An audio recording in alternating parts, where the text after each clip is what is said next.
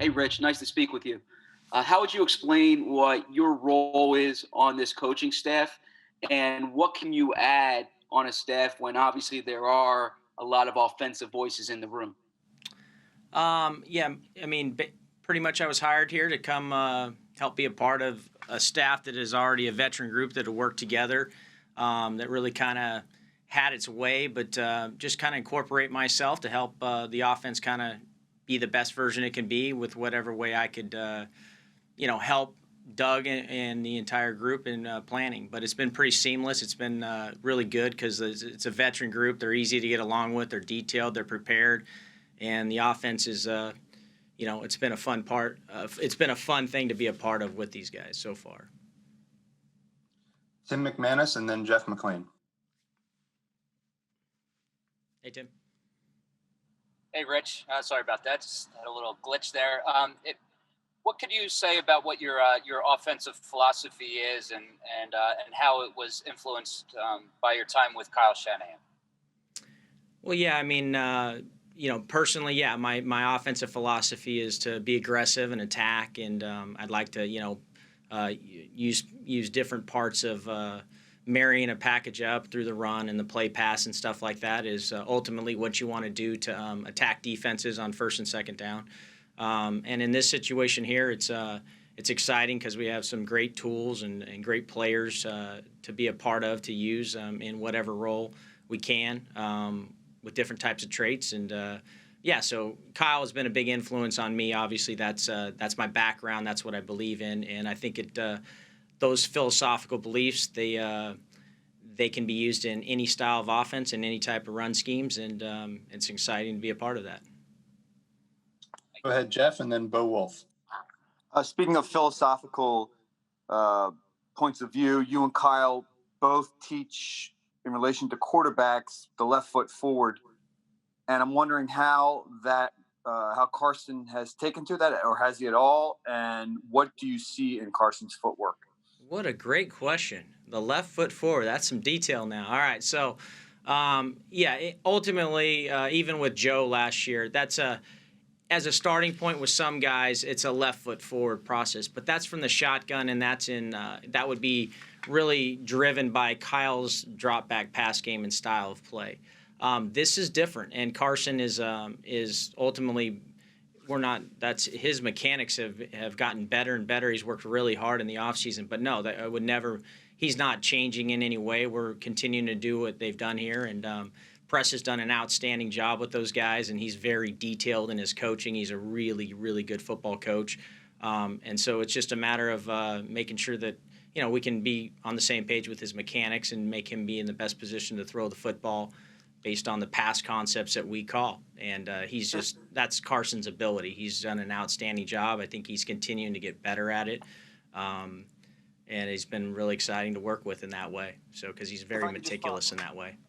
Rich, if I could just follow up, so he's pretty much even, or does he have his right foot forward? And could you explain why you and Kyle are proponents of the left foot forward in the shotgun stance? Yeah, without getting into a lot of detail. I mean, ultimately, you got to do what a guy is comfortable doing, but it's everything from a quarterback's perspective. To me, with their footwork, is getting him in a position to throw on time with the timing, route concepts, and how they marry up with your footwork. So, yeah, I mean, the left foot forward part of it was something that we had really used and was something that fit our timing of our offense. But every offense is different. Every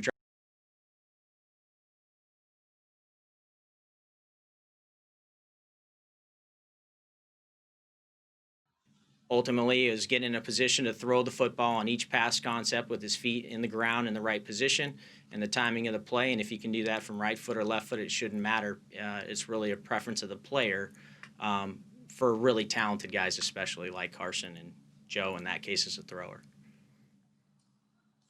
Okay, we'll go to Bo Wolf and then Dave Zangaro. Hey, Rich. What kind of relationship did you have with Doug before this opportunity came about? How did it come about? And then, through the first few months or so, how is Doug different than other head coaches you've worked with? Yeah, it was just kind of a random situation. I was exploring. I had a couple different options that I was seriously considering taking after Denver. And Doug called me one morning, and we had an unbelievably good conversation. And we talked for hours, and it was very easy. And I felt very connected to him, and I had talked to some other coaches in the league that knew him well and spoke very highly of him.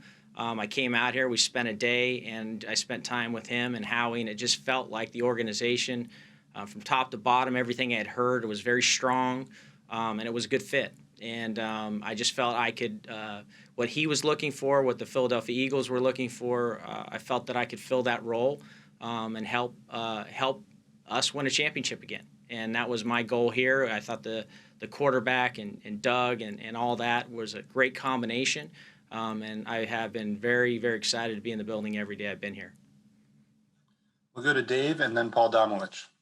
Good morning, Rich. How has it been working with Carson Wentz so far, and how difficult was it to forge a relationship this offseason, given that you two weren't able to be in the same physical location? Yeah, it was. It is a shame that we weren't able to be in a building and develop that rapport. But the Zoom meetings in the offseason actually went pretty well, and we were able to talk football.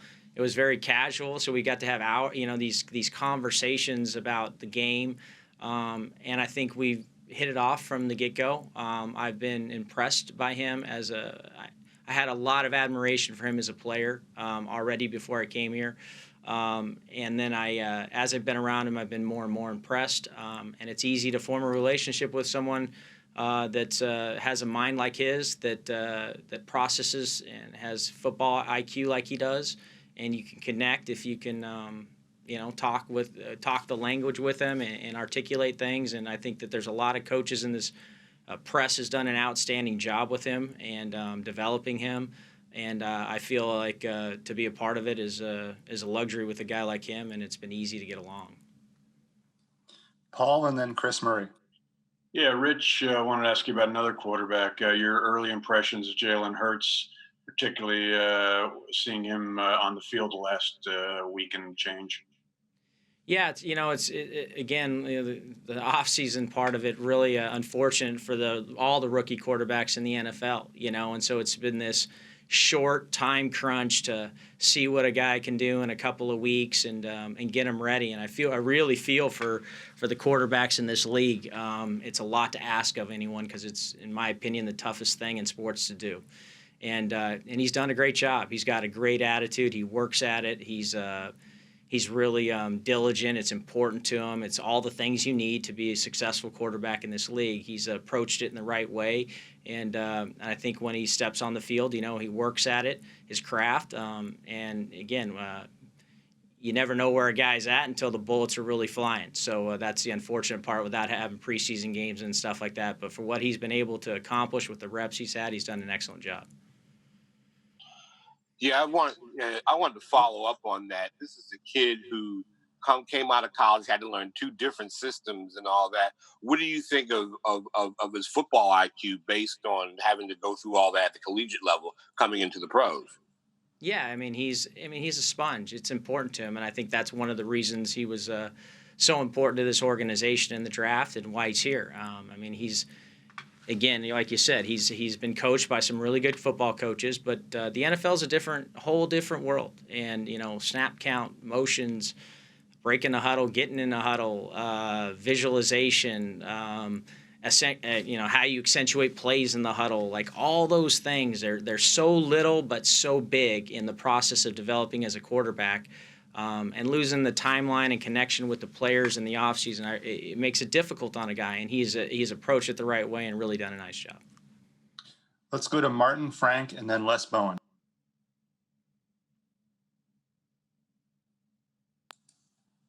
Or Les, you can jump in if you're ready. I'm sorry. I just forgot to unmute. Hey, Rich, you worked with Joe Flacco last year in Denver, and I was wondering if you see any similarities between him and Carson, or do you think maybe Drew Lock would be someone, who would be a good comparison as well? Just kind of like comparing Carson to the guys you worked with last year. Yeah, I think every quarterback is it's interesting in the league, and now I've been around a little more, and I've had to work with a number of different guys the last few years. I think I would compare Carson more mentally to like a Matt Ryan. I wasn't in the room with Matt, but I was there and around it, and I talked a lot about people, and I have a great deal of respect for Matt as a player and his mental ability. Carson is he's an elite processor in my opinion, both pre-snap and post-snap, and he's able to do a lot of things because of it, and that's what separates him to me from a lot of people in this league. So it's hard to make a direct comparison to those guys. I would say he's like neither one of them. They were all kind of a little different. But it's hard to make a direct comparison. I can't think of anyone I've worked with, but he is, in my opinion, has all the qualities it takes to be one of the top guys in this league for a long time. Les and then Ruben.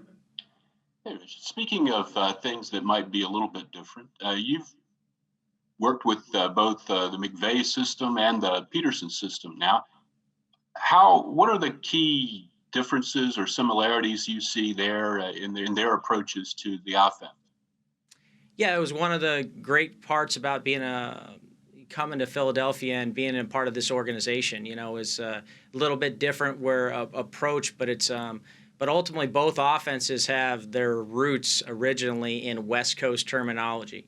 Whether it was Andy Reid or Gruden or any of them, they're all really from the same family. And I have worked in my early days, going back to Tom Cable, who came from Steve Mariucci, used the same type of terminology, and the principles all hold true today in the NFL that they did back then. It's a tight, detailed offense that requires timing in the pass game, and in that way, they're all very similar. What they believe in and how they attack defenses and approach things, probably everyone has their own way. They're all slightly different. Sean's a little different than Kyle, and Doug's different than those guys, as well as many other guys in this league. So we all have our beliefs, but in the end, they're both detailed systems. They both demand the same out of the quarterback, and that's the fun part about being a part of this. Is it's easy to come here without an off season and be a part of this process with some really good coaches that has a system that's already in place. That's really a good system. Ruben and then Mike K. Hey, Rich, we all really appreciate your time this morning. This is an unusual staff. It's an unusual structure without a de facto offensive coordinator. Andrew Briner's new, Marty's back. You're new, Press has a new title. What's the process been like kind of organizing how it's all going to work together and all the different voices and philosophies and theories can all kind of mesh together with Doug? Yeah, well, honestly, one of the reasons I felt very comfortable coming here was in San Francisco, it's a very similar thing. I mean, Kyle calls the offense. It's his vision for the offense, and ultimately there was a group of us that helped shape that vision, and we all had our input in our different ways and had our area of expertise, and we did our part to make it come to life for him, and we were always on the same page. The group of coaches here, they may have different titles, but they've been together for quite a bit. They get along. They know how Doug thinks. They know how each other thinks. They play off each other well. It's been really positive energy as far as getting along and getting on the same page. And I think it's always fun when someone comes from the outside and gives you fresh perspective on things. And whether you agree or disagree, it's always good to hear it. And it's been very seamless, very effortless in those ways, communicating with each other. And whatever I bring to the table, I'm hoping it helps us on Sunday and gets us closer to being a champion. And every day I'm in the building, I just enjoy working with these guys. And Doug has been phenomenal as a leader and very positive in the building, and that makes it easy to work. We got time for a couple more, so we'll go to Mike K. and then John McMullen.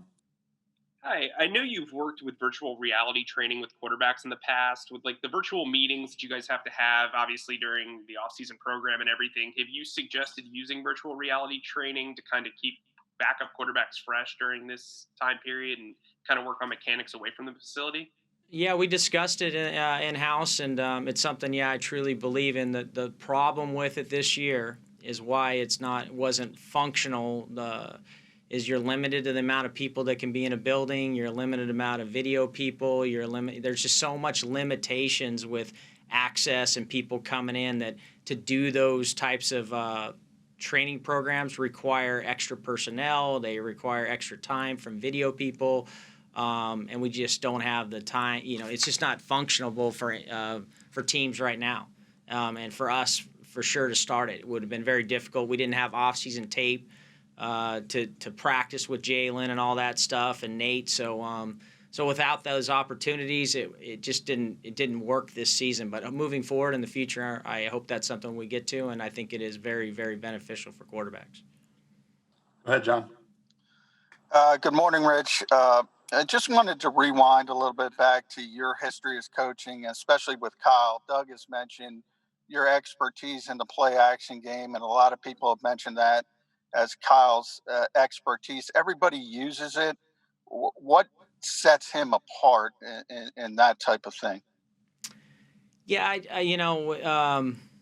look, I think that what everyone, Kyle has a great deal of respect in the league for how he's married the run system to the pass system, and the details of that are very important. And it goes back to his days learning from his dad when he was a teenager in Denver, and then his experiences at the Houston Texans with Gary Kubiak, and then him shaping his vision for how that all comes together. And to be a part of that process, you just learn details and intricacies that very few people know. They come from him ultimately. People see it on film and they think they know, but they really don't. And that's the cool part about being a part of it and having that knowledge. And it's an exciting part of taking that somewhere into a new building and sharing that with coaches who maybe you can help with that. And so it's been exciting to be a part of so far, and I think it fits our quarterback, it fits our personnel. But, again, this is our offense here in Philadelphia, and I don't think it'll look much different than it has in the past.